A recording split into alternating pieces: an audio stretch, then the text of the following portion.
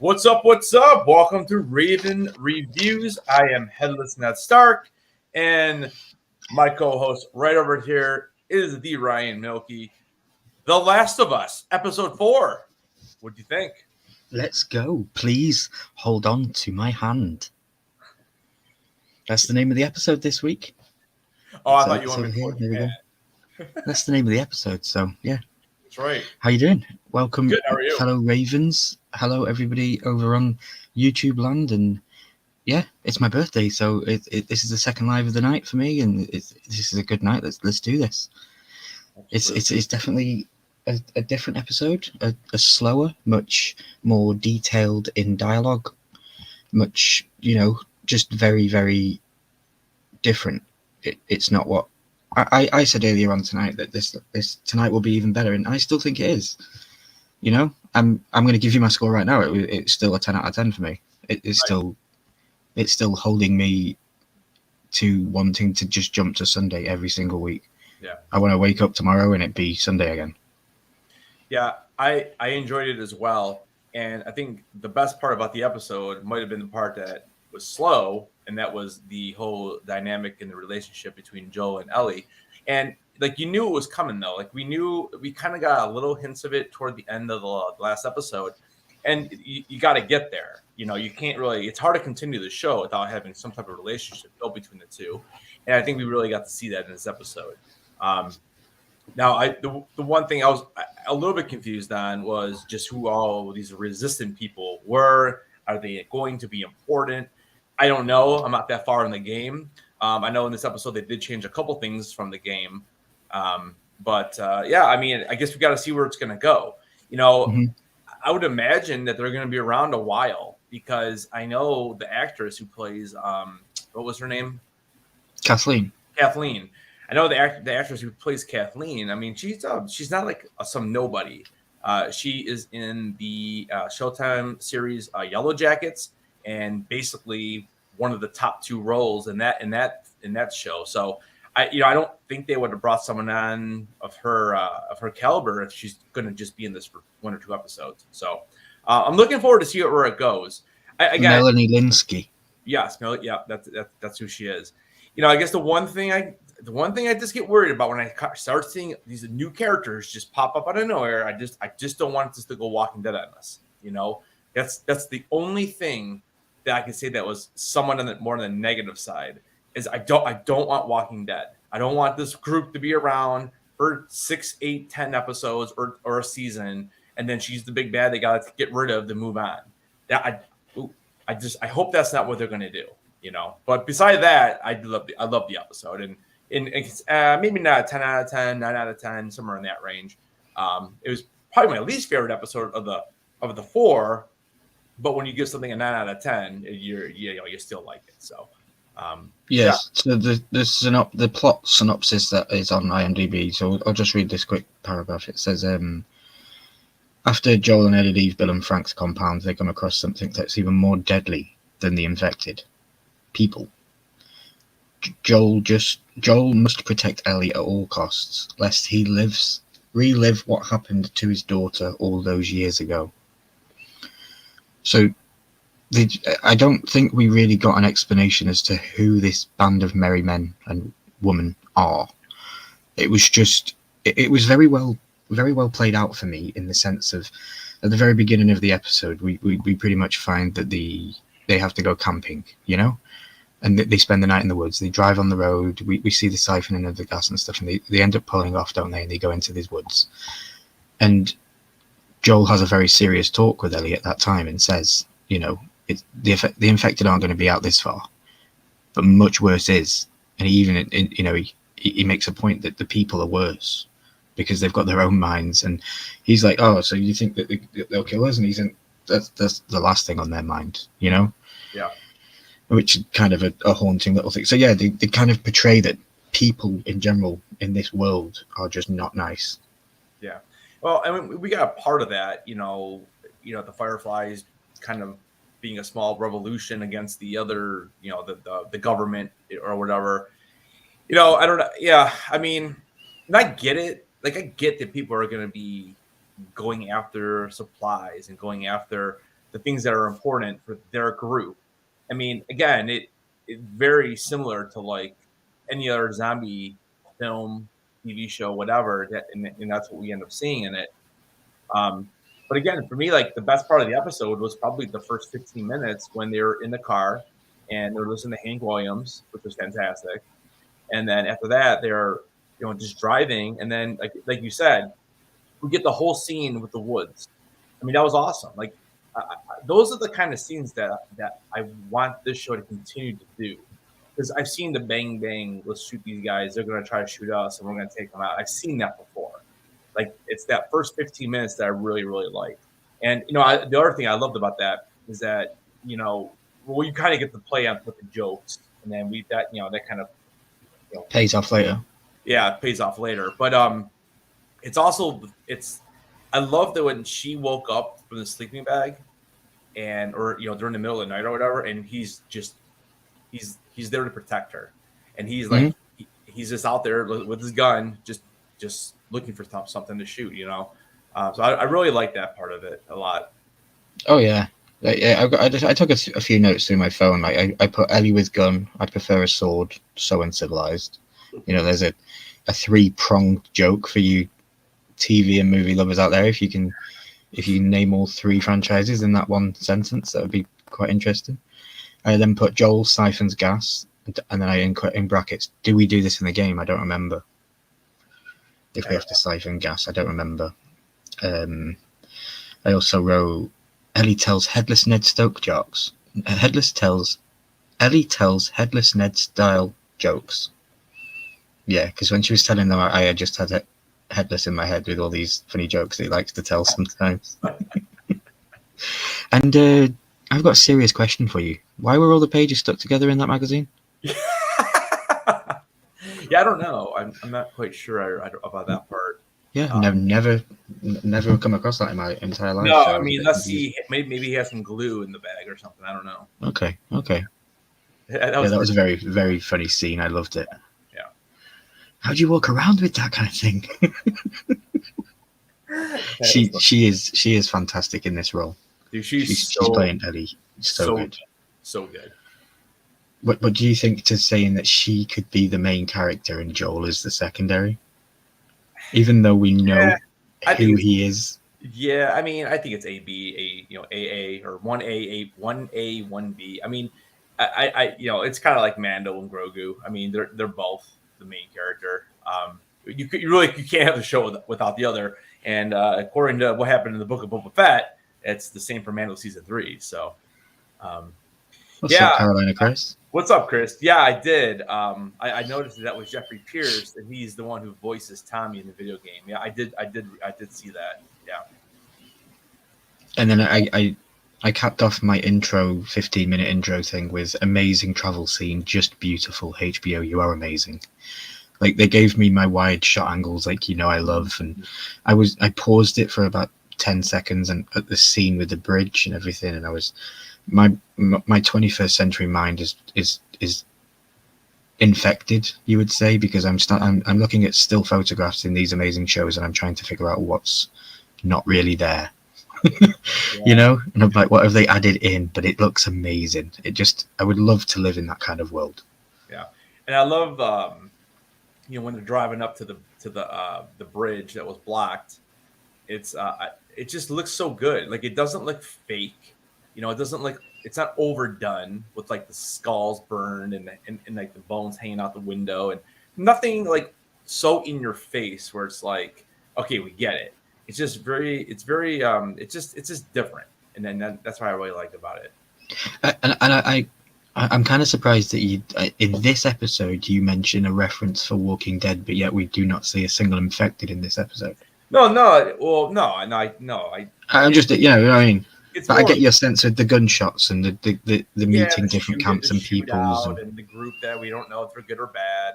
Yeah, we don't get any infected at all in this episode. We get the floor shaking in the one part, which I'm assuming that's what that is. But yeah, it's still different. It's still different right now. I just don't want it to turn into every season. Again, maybe they only have 2 planned. I don't know. I know they're I think they're talking about making a third game, but I just don't want it to turn into like a big bad, and then they have to get rid of that person and move on to the next one, because that's basically what Walking Dead ended up turning into.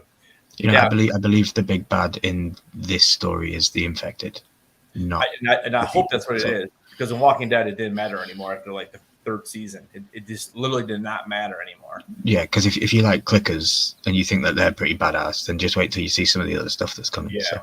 Yeah. Yes, it is funny that Pedro is in both shows is kind of taking care of a kid. Yeah, that's true. Imagine if Grogu spoke to Mandalorian the way she does to him. That would be hilarious. Like Grogu's just trying to rock out Jedi jokes all day. What's up, Carbob? Yeah, it's funny. Hey, A couple weeks ago on Nerd Theory, they were talking about, did they think that Grogu was going to speak this season? I asked that question. And Josh kept saying, yeah, and I wanted him to speak like Christopher Lloyd. And I'm like, dude. I mean, yeah, it'd be kind of funny, but no, that doesn't fit. So. And Carolina Chris says they're also supposed to have a multiplayer game coming out. Ooh. See, that's what we need. We need a multiplayer game that's like zombies from like Call of Duty, but one that's more strategic than just let's go get some freaking machine guns and cap them, you know? Have you played, I might get the name wrong, but I think it's A Way Out. I have not. And it's a multiplayer game about two brothers that are in prison, and you have to both help each other escape from your individuals. Yeah, you have to escape from a prison, and it's a multiplayer game, and you have to play it with a friend because there's certain things that each player has to do to progress the story. So is it like split screen? Yeah. Okay. Prison Break. Oh. Good show. Prison Break's amazing. But yeah.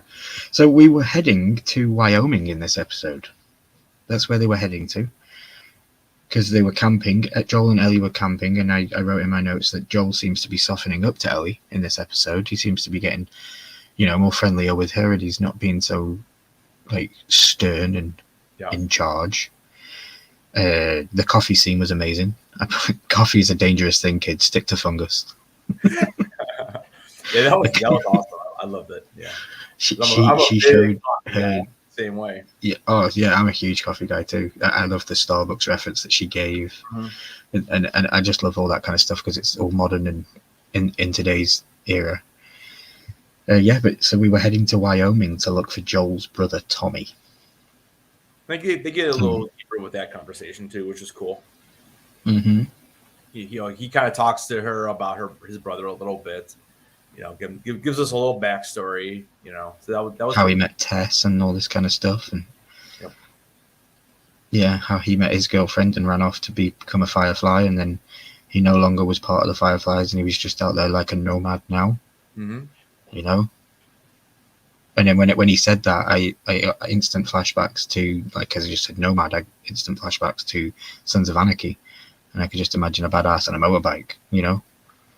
That's what we need. I would love to have had like a solo standalone Daryl Dixon storyline. On his bike. We're getting that. We're getting that in Walking Dead universe. We're getting a Daryl Dixon, his own soul. Yeah, but he's going to France, I heard, but that's a different story. But he's going to France in the in the show. In the new show that's coming, I believe he goes to France, but that's a whole new story. He goes. Yeah. How does he get into France? Magical boat, I guess. Apparently, I don't know. I could be reading stupid articles, but the article I read that's where they find a cure. Apparently, they find a cure in France. Yeah, I guess whatever. But we'll see. One of my other favorite scenes was "I'm not even tired," and the next scene she's flat out in the car. That was funny. It was funny. Yeah. Yeah. Yeah. She's just out. Carolina Chris says it says The Last of Us online multiplayer mode allows you with one of two factions, Hunters or Fireflies. Their roles are explained in the single-player campaign. Oh, wow. That's different. That'd be cool. I'm just, whatever. Man, they just need to make something cool to play multiplayer online with people. Something that, like, even if it's not multiplayer, massive multiplayer, like, like a... like Fortnite. Fight. Yeah, but, like, Make it like we're like you can have like 6 or 8 people like play and just be able to like jump into Discord or some kind of something like that where you can. And I guess they are talking about adding Discord to the PS5, which is cool because the system they use is not great. I mean, it's never been great. No comment. It's not even. How does Xbox Live? How does Xbox Live do it? Is it just through the? You already has a Discord app. Oh, does it? Yeah, I think that's why they're trying to add that. Yeah, that's why I say no comment because you should have had it years ago. The best thing is, at least they finally have added, the fact that you can, cross platform. It's about freaking time. I mean, how hard could it have been? Mm-hmm. So we're going through the storyline. They come across, like you said, they come across a bridge and it looked really cool, and there was some burned bodies and stuff like that. And they reference, Ellie asks Joel, "Where are we?" And he says, "We're in Kansas City." Mm-hmm. And I wrote in my notes, "Kansas City, damn, isn't that where I'm going in America? I need to rethink these things."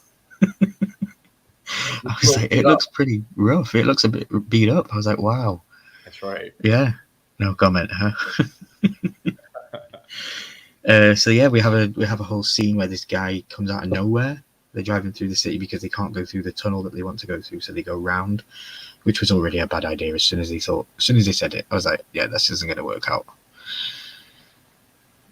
And yeah, they come across this guy who seems to be injured, and Joel's like, "Ellie, get your seatbelt on. We need to go right now," because they noticed a massive tall building, and they said it was the Fedra building, and they were kind of starstruck, it looked like, by it. And yeah, they get ambushed. Then they race away. They get the tires spiked. I think somebody dropped a whole brick on the car and it smashed the window. Yeah, that was pretty cool. Yeah, it was. And then they go flying into a laundrette, into a laundrette front shop window. They just fly into it and crash perfectly to the right angle so that they were covered, which was very, very well done for continuity issues. So that they could have crashed any other way and got shot instantly. Yeah, Chris, the answer is no on that. They were never in the same season. Because Pedro's only in season, is it 4? 4, yeah. And I don't think she shows up to like 6, 7 maybe. Yeah. But they were never on screen together or anything like that. Yeah, Pedro only really goes from Dawn to King's Landing, and that's basically King's Landing, and that's about it. Yeah, whereas Bella Ramsey goes quite north. But yeah, good question, and we like that you connecting the dots. That was straight out of the game where they jump out of the front of the vehicle. Yeah. So okay, so that happens in the game. Yeah, I'm definitely not that far yet. I don't remember the game. Yeah. I'll be live streaming that again probably Wednesday. Actually, Wednesday might be. Well, I'll try Wednesday. If not Wednesday, probably Thursday. Because I'll be all day Tuesday. I'll be on Harry Potter. So. Yeah. So the car crash obviously into the shop window, didn't it? Yep. And we have a shoot off, which is it was good. It was well done. It wasn't loads of people ambushing them. I was only shocked that there was 2. I think it's 2, and then some guy comes out of nowhere. Yeah. Yeah. Hey, PDX. How you doing, bud? Did you enjoy this week's episode, buddy? What do you guys think in the chat? Yeah, I give it a 9, and I gave it a 10. You give it a 10, yeah. Yeah, I loved it. I loved the story that we actually got with Joel and Ellie, because I don't remember playing the game much, but I remember that it was a lot of Joel and Ellie. So, I love those scenes. Yeah. So yeah, we get the scene. He tells her to climb through the hole in the perfectly sized hole that would fit a small child or a small girl, wouldn't fit a man. She goes through the hole in the wall and hides, and Joel kind of takes them out pretty decently. But then this one guy comes out of nowhere and ambushes him. And I thought I was going to have to relive the entire head-crushing scene all over again. I was having flashbacks and post-traumatic stress. Yeah, you kind of got his butt with that dude, huh? Yeah. And then she comes back through, doesn't she? And I like the decision that she took, not to take the knife and to take the gun. Yeah. But then when she's holding the gun behind him, I'm like, why are you aiming so low? No, Dude, she was aiming really low. I was like, she's about to hit Pedro. Oh my gosh. PDX. Oh. The things that you say could get you cancelled, my friend. I'm an Xbox only. Okay? Never will I have a PS5. Don't shake your head at me. No comment. Yeah, no comment. You can no comment all you like. So yeah, she was shooting very low, wasn't she? I thought, Jesus, you're gonna hit him. You're gonna hit Pedro. You're gonna hit Joel. But no. I honestly, when she was aiming low, I thought she was gonna hit him in the leg. Yeah, no, she shot him, but she kind of shot him in the stomach, didn't she? I'm assuming she shot him like in the lower back, I guess. I mean, yeah. I don't know. PDX. So yeah, what did you think to her using the gun? No, dude, she had to. Yeah, she had to, and you know, I like it because I mean, obviously, dude, it's an apocalypse with fungus monsters. I mean, everyone needs to know how to use a gun, and I did enjoy the scene with him showing her how to use it. I thought that was pretty cool. Do you like the instant payoff that we got? You didn't have to wait 4 or 5 episodes to see her use it. Some shows will do that. Yeah, I liked it. Yeah, I like the instant payoff. It was next episode, you know? I mean, originally I did think she was going to take the knife and just kind of like stab the dude in the throat or something, or, you know, kind of come back here and do it. But I mean, you do that, you risk, there's a lot you can risk. You risk a lot there. I mean, she's probably going to get an elbow to the face, number one, you know. You do the gun and you're probably good to go. I think she also took a mental note on the fact that people were more dangerous than the infected. You kill the infected with the knife. You stab the clickers with the shiv. Mm-hmm. You don't do that with a human. You have to shoot them to keep them down. So I do.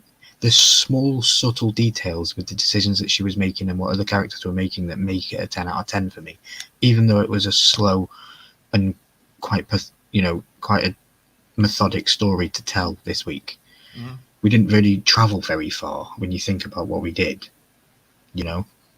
Yeah, I mean, like I said, the first 10 minutes was getting there. You know, I guess the thing, you know, like, where do they get these road spikes from? I mean, these guys are just wall off. Like, you can just go to the local store and break a window and get some road spikes. I don't know. I just always find that kind of stuff ridiculous. But look at what Frank managed to do. True. Managed to do in one, True. You know? Yeah. But, like, I mean, like, what's the point of having road spikes? Like, if you're driving a car, like why? Like, why do you care about who's coming in? Like, if they're coming in, they're obviously not infected, or there's a good chance they're not infected. Like, I guess I don't know. Maybe every community would do that. I don't know. I would like to think that, like, if something like this really happened, did you really think that people would get in their little groups and we hate everybody else? Yeah. You think so, huh? Yeah. Because like every apocalypse shows like this. Every single one is like this. Like it would go to territory warfare. Yeah. And the biggest cities, it depends what it is that causes the natural disaster. You know, it depends what it is. I'm going to rewatch it tonight. Yeah, I'm probably going to rewatch it tonight too, PDX. So we meet Kathleen and we meet these people, don't we? They basically, Ellie and that get away. Ellie and Joel get away for a little bit and they're hiding, and we meet these merry band of people, and it's Kathleen, and she's talking with a man in a cell, and she's trying to question him about why he used, because the way I understood it was he was in charge of everything at one point. Yeah, that's right. And they kind of overthrown it.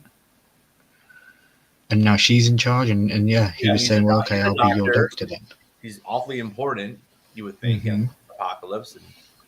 yeah, I'll be your doctor. And then, you know, a couple of scenes flash forward, she gets presented with the 2 bodies that Joel has left in his wake. And she kind of looks upset, and she says, can they be saved? And it's clearly no, they're dead. And out of a sudden rage, or I didn't understand why she did it, but she just went in. I assume she shot the doctor. Yeah, well, yeah. I mean, I would assume. We didn't see it, but Yeah, Hank Williams. Yes. So I do have the.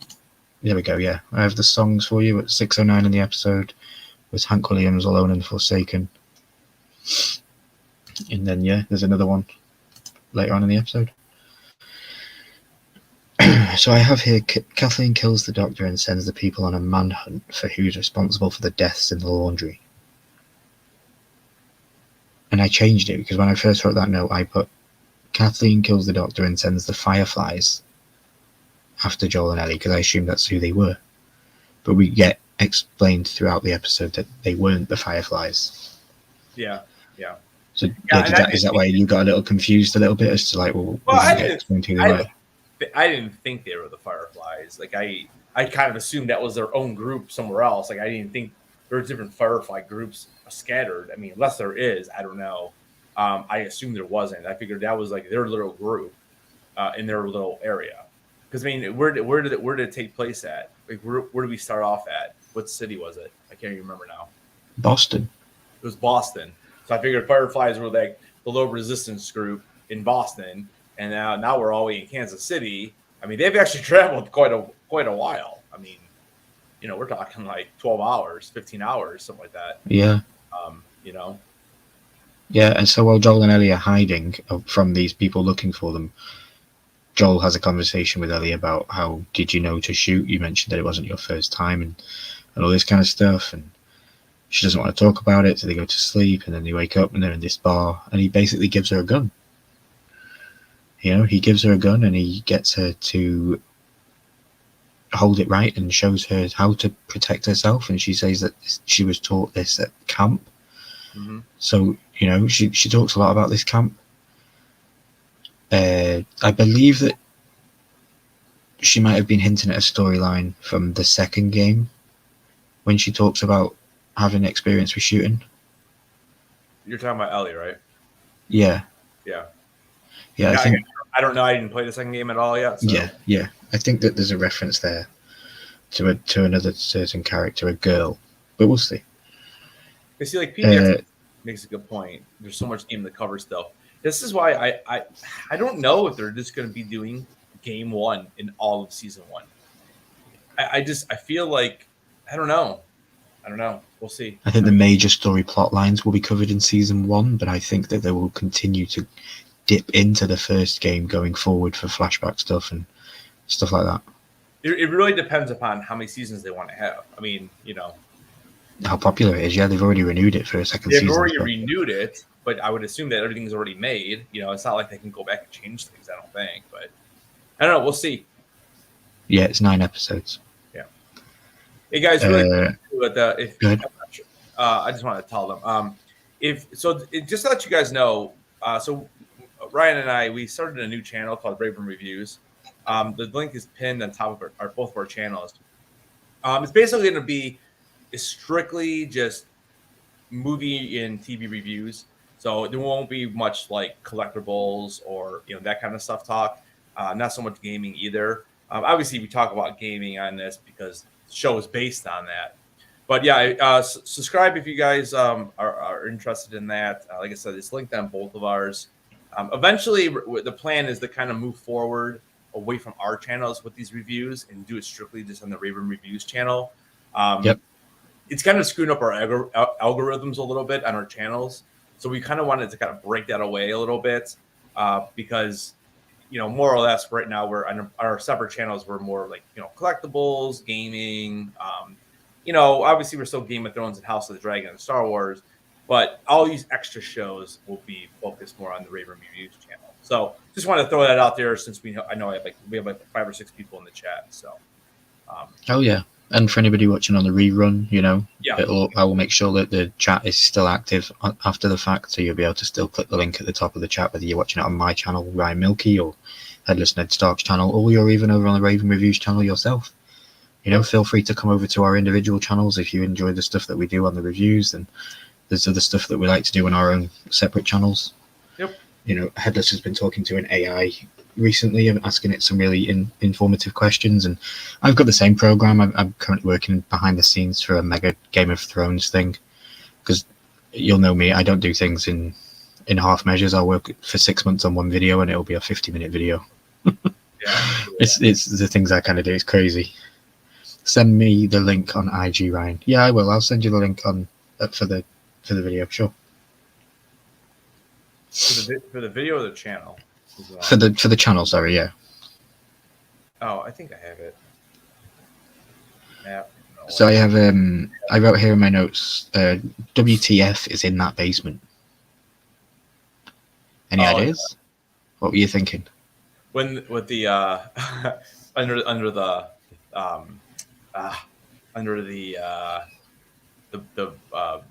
concrete, right? The building. Yeah, the building. Yeah. They just go down into the basement of the building. Yeah, I don't know. I mean, I know, I'm not this far in the game, but just from watching other people's content, I know Chris had posted a video or something like this the other day. But we have something called the Rat King. I'm like, let's go, bring him up. I want to see him bust out what dragon was it? Melee's, right? Mm-hmm. House of Dragon, and Melee's comes busting up out of there. That was awesome. So yeah, I mean, we'll see, what happens there, but I'm hoping it's something big. Chat, what do you think is under that? Under that moving ground? Like, do you not just think the building's going to collapse? Like the fungus is attacking the concrete and it's going to make the building collapse? Mm-hmm. Or you think there's actually a monster under there? I mean, there's got to be something. No? Could it not just be the fungus attacking the foundations of the building and it making it collapse if it's a tall structure? Yeah. Would that not be a cool visual thing to see? Yeah. I still kind of want something bigger. Or you want some big explosive zombie? Well, I know some people were talking about the bloaters coming in, I didn't say bloaters, you did, so okay. Yeah, no. Well, no, I know about them. I mean, it's hard to, follow people who Yeah, I completely get you. Yeah, oh my God, no, not the Rat King. I'm still. Yeah, and Chris even said right there. Yeah. Yeah, see, there you go. I have another note for you that I took specifically for you in your live streams that you do when you play this game. Okay. Joel and Ellie gave you an exact reason why they do not run upstairs, Headless Ned Stark. He can only walk up 33 floors, and you want to run. I know he got tired. He had to sit down, dude. So you should watch your live streams back and see how many steps you take from the start to the end, and then you go, why can't I run up these stairs? There definitely was not that many steps in the game. There was maybe 13. Well, I don't know, the amount of times that you die and you replay a level.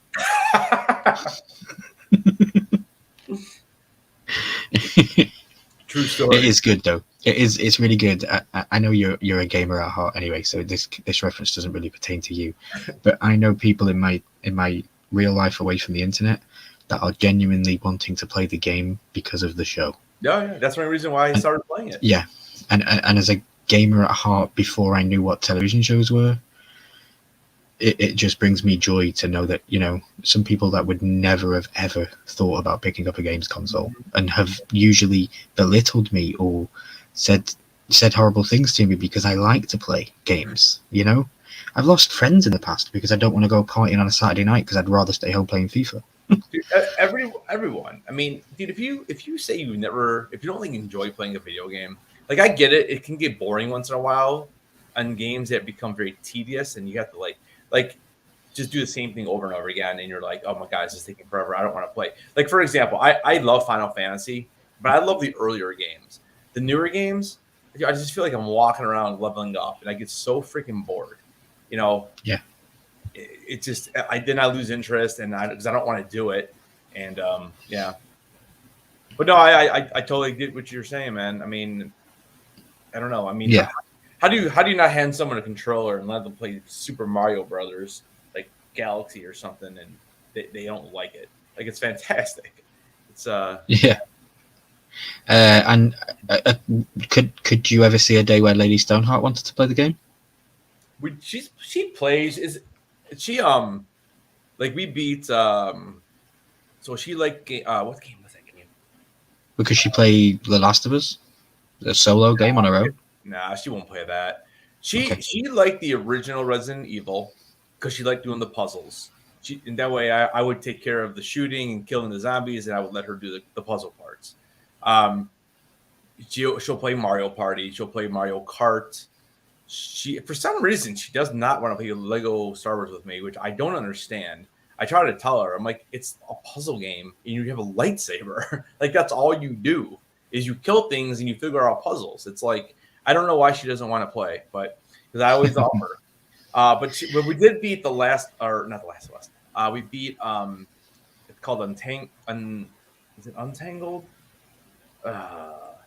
Untangled. I want to say it's Untangled. I'm Uncharted. What is it? Did you play Uncharted? No. It's a game where you're like a little yarn guy, and it takes two people, and it's the same kind of deal. You got to like go and just figure out puzzles, and you got to swing each other up with your yarn. And I think it's called like Untangled or something like that. Somebody in the chat probably knows the name of it. Cool. And then there's another game that we beat. It was a 2-player game. God, I don't know why I can't remember the names of these. But basically, it's about a divorce or a couple who's struggling in their marriage, and they get turned into like dolls by their kid, and they have to go through like the whole house, and they have to work together, and it's kind of like a Mario game kind of with two people. Cool.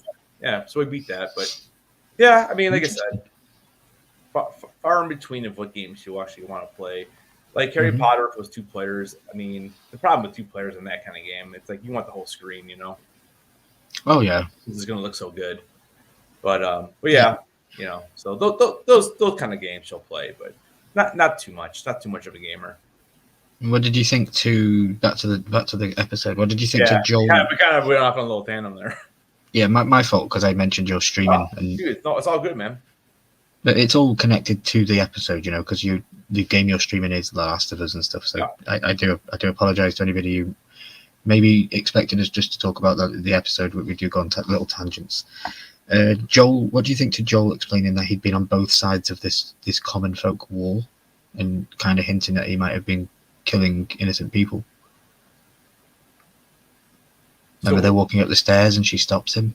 Yeah. So what do I think about him? Like questioning what he did. Do you think Joel is like all goody two shoes, the best character yet, or do you think he's got a hidden past that you don't know about? Maybe. Well, I mean, we don't know much about him, do we? Yeah, we have 20 years that we have no clue what was going on. You know, the way he is now, though, I don't think he cares. I mean, they're the one who stopped him. He just wanted to get around that dude and go.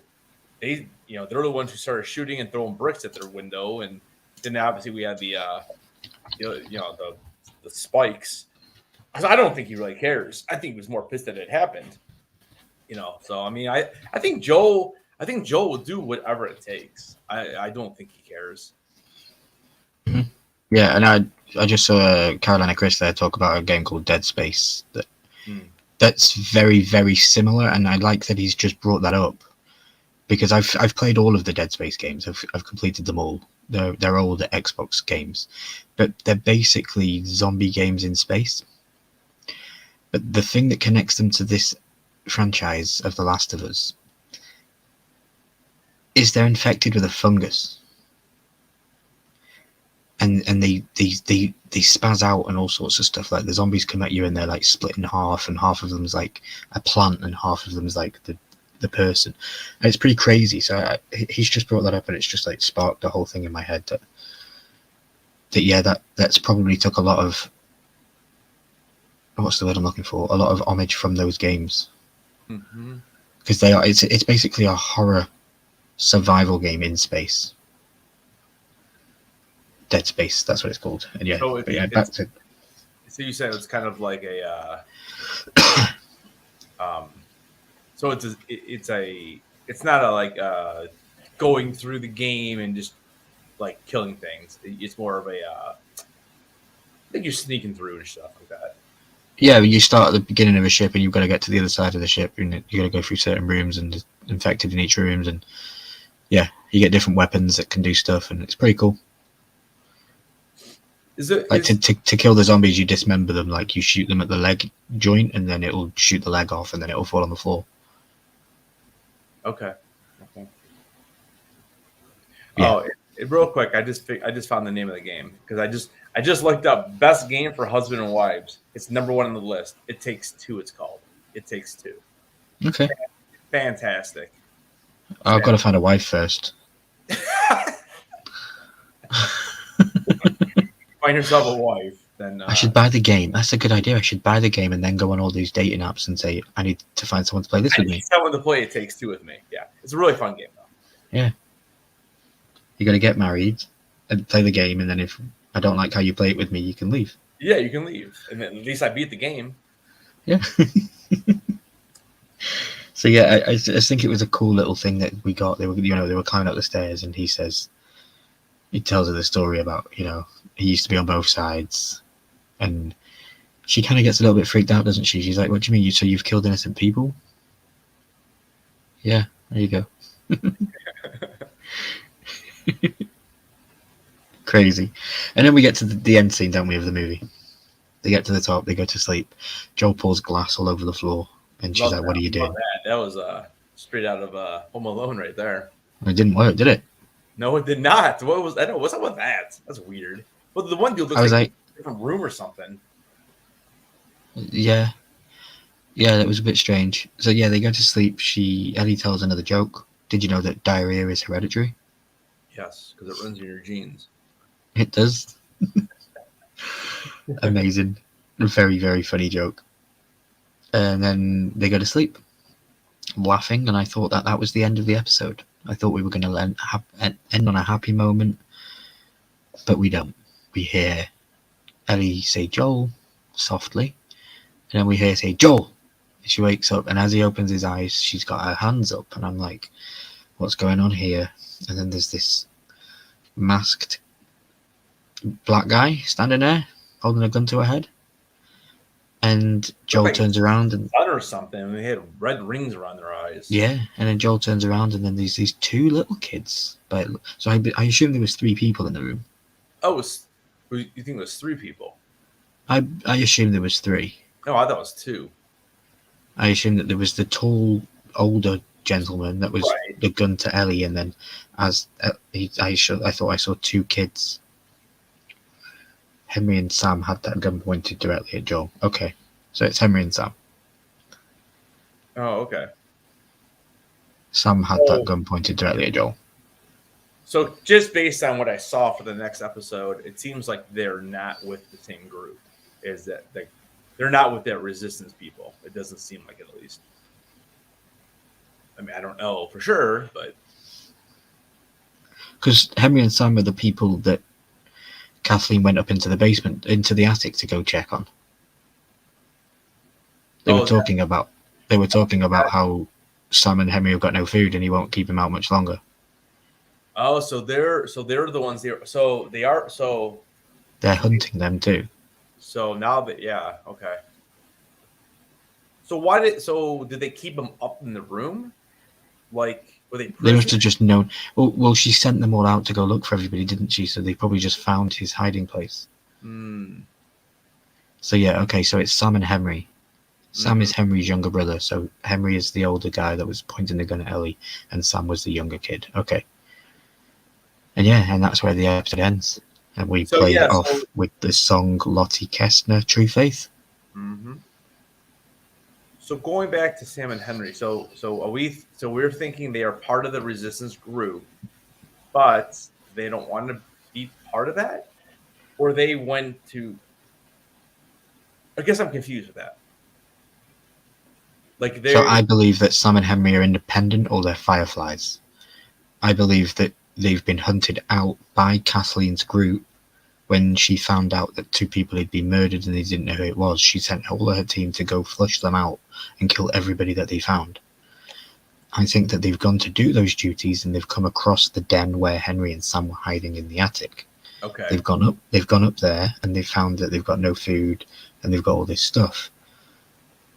And then they've come back to show Kathleen, and Kathleen said, "We're close to them, we need to find them." Then we cut to the scene where Joel and Ellie climb the stairs, and we get introduced at the end to Henry and Sam. Okay. I didn't know it was Henry and Sam until Chat just told me. So that's another bonus as to why we do these things, because I wasn't 100% sure on who they were. Okay, it makes sense then. Yeah, so I mean, it's cool because we're getting some other characters now too.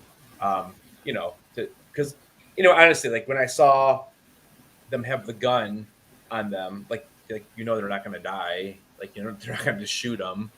Even when Joel had the gun around his neck, like okay, well he's not going to die.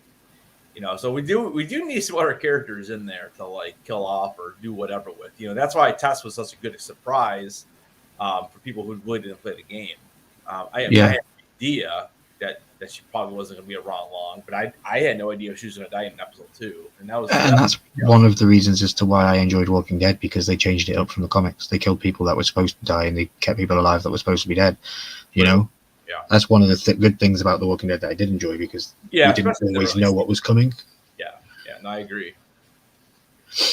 But yeah, no, they need to do something about that, because like we do know, as people that have played the game, where the story goes, who's alive at the end and who isn't, and all this kind of stuff. So you've got to try and break that out. They should have took the game off sale everywhere while the show was out. That's what they should have done. And then bring it back with a 50% off sale on the last day, and everyone goes and buys the game. Yeah, that's the one thing they're going to have to do, because like you said, like we all know they're not dying. Like we need there has to be some type of shock value, because we see them in a gunfight. Okay, great. I mean, worst case scenario, one of them gets shot, but we know they're not going to die. They get attacked by zombies. We know they're not going to die. At least through this first season, I would think. But again, that's only for the diehard fans. The Joe Blogs that are watching it on normal TV, they don't know that there's a game out there. Still, probably. Yeah, but I still think like people know that though the main two characters, we've only really been introduced to like a handful of characters at this point, and the two from the last episode are already dead. So we get introduced to a handful of characters this episode that we actually know their names. Yeah, and this isn't Game of Thrones where you get to fall in love with somebody in an hour and then lose them the next one. Yeah, that's what I'm saying. So we'll see. Quick draw Raven pecked the like button for us. Get in. Thank you, Quick Draw. I don't know. I did like the episode though. I'm curious to see where we're going to go next week. See how long they're going to be stuck here or whatever. Because I feel like it could be like a 2-episode arc, 3-episode arc even. And if these people are going to end up being in the whole season, then they might. I feel like they can almost get stuck here. I think you could be right. A 3-episode arc would take us to 6, and then 7, 8, 9 for a finale. Yeah. I like that. I like that thinking. We'll see. I do believe that we'll see Bloaters next week. Bloater next week? Yeah, we have to. So you think that's who's under the pavement or whatever, the room? Yeah. So he is he just like a big old guy, or how do they explain in the game how does a person become bloated or the only affected? Is it like a step up? They're the ones that pop, aren't they? The ones that pop. I remember the bloaters that blow up. I believe they were a very funny kind of enemy. Okay, so is it an evolution does a clicker become the bloater, or is it affected to become a bloater, or they can become a clicker and they spider web that way? I'm not 100% sure. I'm not sure either. Because I thought it was just the overweight humans that turned into. I'm joking. So is that what it is? Hey, maybe it is. I don't know. Anybody in the chat know that information? Does anyone know how they become bloaters? Is it an evolution of a clicker, or is it like you go one? Sometimes you go this way, sometimes you go that way. I don't know. Be interested to see. And how does one become the Rat King? Is that an actual rat? Do you remember the Rat King from the game? No. No? No, I just literally Googled here and it says bloaters are the 4th rarest and most dangerous stage of the infected in The Last of Us and The Last of Us Part 2. They take years to develop and reach this stage after years of exposure to the Corydus brain infection. So it does seem like then they go either There's way. 4 stages. This is the 4th and rarest, most dangerous stage of the infected. So it's saying there's 4 stages. So then it is a stage. So a clicker can become a bloater. Yeah. So you have the run. I think they call them runners, right?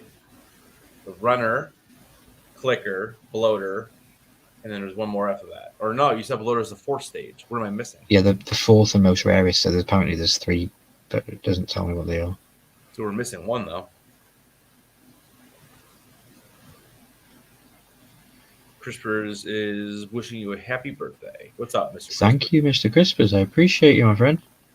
Yeah, for anybody that's confused, it is technically my birthday because it's 4 hours into the day for me because it's 4 a.m. on the 6th of February. And I'm celebrating all 24 hours of it. So, yeah, because it only comes around once a year. And you all know me, I don't sleep, so. Yeah. How many stages of infected are there on Last of Us?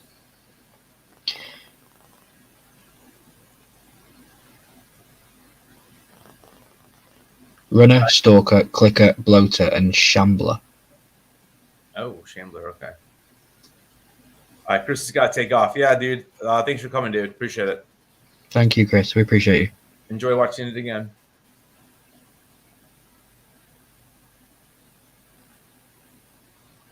HBO is the best. Hell yeah. Hell yeah.